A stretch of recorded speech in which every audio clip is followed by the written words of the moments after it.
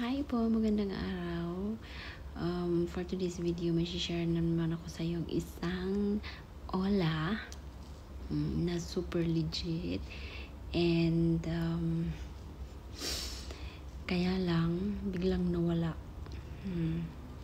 But before that, this is Joy. Welcome to my channel.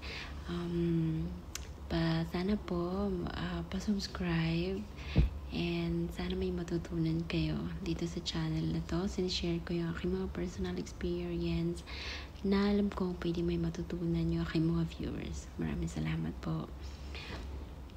So ngayon, yung pag-uusapan natin or i-share ko po sa inyo na ola is yung tala. Si Tala, wala siya sa App Store. So, sa Play Store lang siya pwedeng i-download. And, gumagana lang siya sa yung app. Doon ka magda-download sa Pinas. Kung yung phone mo, naka-country sa Philippines, yan, mada-download mo si Tala. So, okay. Nag-download ako kay Tala noong, I think, May. Tapos, hindi naman ako nahirapan mag-apply. Mabilis lang, super bilis lang. Hindi rin sila nangangailangan ng payslip. Kailangan mo lang doon is yung one valid ID, yung cellphone number, and yung mga basic informations mo. Like yung address, yung mga ganun, workplace mo, kung mga ganun. Tapos, kailangan din nila ng number of reference number. Yung tatlo yata yung kailangan nila ng mga number. And then, yun lang. After few minutes, basta super bilis lang, nagkaroon ako, inofferan nila ako ng 1,000 pesos. Yung first loan. So, okay na rin. Pwede na. Kasi yung si kumaalala ko, si Mabilis Cash, yung in-offer niya sa akin na first loan is 700. So, for Tala, 1,000 pesos yung in-offer niya sa akin. And installment din siya. Hindi siya yung 7 days lang. Maganda sana. Kaya lang, hindi ko siya ginamit. Noong binigyan nila ako ng credit limit na 1,000, hindi ko siya ginamit kasi sinubukan ko lang naman talaga siya. Si Tala kasi marami akong reviews, mga feedbacks na napapanood na maganda talaga and legit siya and hindi rin siya nanghaharas. So ngayon, nung binigyan ako nila ng 1,000 na credit limit, hinayaan ko lang muna siya. So, inano ko siya, May, di ba? May.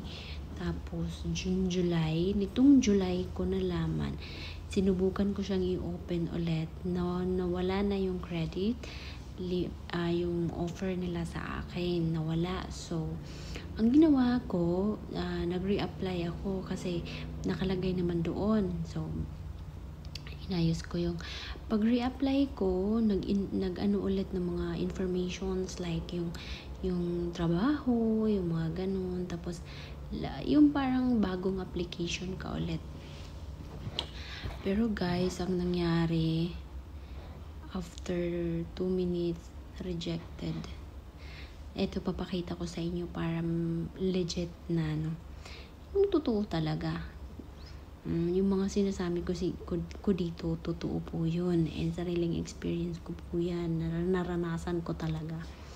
So, bali, ang maganda dito sa app niya is meron siyang pin. So, hindi ka na hindi na sila nagsisend sa'yo ng mga code. Yung sarili mong pin. Maganda sana si Tala, kaya lang, ayan o. Nangyari sa akin pagkatapos kong i-update.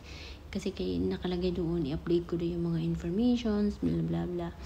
Tapos, ang nangyari sa akin, application not approved. Yan, application not approved na ako. Hindi na ako inofferan nila. So, bali, July to, nung nalaman ko na rejected na ako. July. So, July. Kasi May ko siya May ako nag-download sa kanya, nag-sign up, ganyan-ganyan, tapos hindi ko ginamit. So, bali, July ko na. So, May, June, July, after 2 months ko na inopen ulit at sinubukan. Rejected na. Wala na. And July, August na ngayon, 1 month na rin, rejected pa rin yung nakalagay sa akin. Application not approved. So, ibig sabihin talaga siguro, hindi na niya ako mabibigyan ng offer. Kasi 1 month na eh. Walang ano eh. Hindi nagbago, ganun pa rin eh. So, ganun pala yun. So, dapat pala siguro, kapag ka-inoferan kayo, ginagamit. Ako kasi hindi ko siya ginamit. Kaya yun, nawala yung offer nila sa akin. Tapos, pag-apply ko ulit, wala na, rejected na. So, yun lang yun, guys. Kaya kung gusto nyo i-try si Tala, nasa sa inyo yun. Pero, kasi maganda naman si Tala, marami ding mga good feedback sa kanya na hindi siya nangaharas, tapos hindi siya 7 days lang, talagang installment din siya. Kaya nga sana ako nag-download dyan kasi susubukan ko, kaso ang mali ko, hindi ko ginamit. So, yun. Kaya pag na-approve kayo sa kanya, gamitin nyo. Dapat pala ginamit ko lang yung parang ano ko lang ba, no? Nagsisi nga ako eh. Nagsisi pa talaga. So, dapat pala ginamit ko lang yun para mag-build ng credit sa kanila, no? So, dapat pala ganun. So, wala na. Ganun na.